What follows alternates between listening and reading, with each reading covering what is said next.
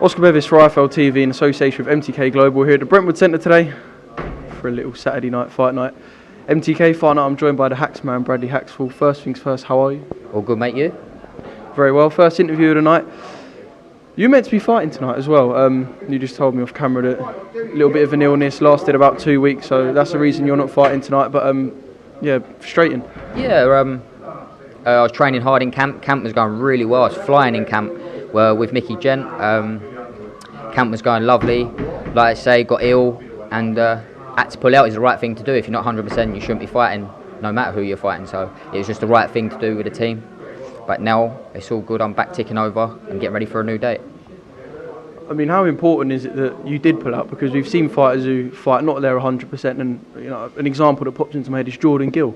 He's lost recently when he said he weren't 100%, and it derails a part of your career. And a loss at this stage in your career is a bit of a pain in the arse, really. Yeah, of course, that ain't good, and that's something I wouldn't want. But I could have most probably fought tonight and bashed the journeyman up for 4 rounds. But I want to go out and show everyone a good performance, not being 100%. So people paying their hard-earned money, that's not right for me to do. It's not good for me to do, like you just said, you know, because stuff like that happen. You've got to take every fighter seriously, if they're a journeyman, if they're a prospect or whatever.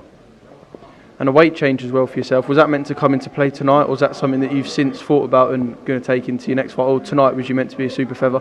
Super feather, that's the weight I'm going, like just around that now. You know, that's the weight I'll be fighting at, but I will be dropping down to super bantam for titles and everything. I'll be a strong super bantam, and that's the plan. I've spoken with my team. Everyone who's around me are all saying that's the weight to be. I've done some hard sparring at super bantam. I was helping Lucian Reed for the Brad Foster fight, and a few of the other boys. So I know it's the weight I've got to be.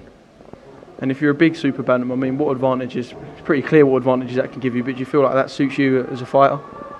Well, you know, everyone who pads me up and I spar, they all say I'm a bit of a puncher. I'm not a one-punch knockout, but a super bantam, I know if I put it on them, hope to God, boom, put them out. Good night. What's 2020 got in store for you? Because you've been a pro for 2 years now. You had your debut in just under 2 years. Yeah, I mean, I can imagine you're going to tell me you haven't been as active as you've liked to be. Most pros in their first year look for 4 or 5 fights. You're 4-0 after 2 years. I can imagine this year active. Yeah, go on. When I turned pro, I was 92 kilo. Yeah. I lost all that weight and I fought, and it wasn't the best of performances, but that's just being fat and cutting 5 stone off your body. I'm only little, so you can imagine how fat and bodgy I was, so it wasn't the right thing to do, and that's why I didn't fight tonight, because I've learnt from that mistake.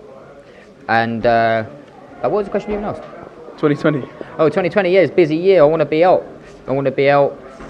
4 times, 5 times, definitely. I'm going to speak to Lee and I want to be busy, especially getting down to these weights and doing it all right. You know, I want to stay busy and prove my spot there. And if you are staying busy, what sort of level are you looking at? Because so far you would have fought the guys that everyone fights at the start of their career. It doesn't matter if you've come from being an esteemed amateur or having no amateur career at all. Everyone fights these sort of guys. What sort of guys are you going to be looking at towards the end of the year?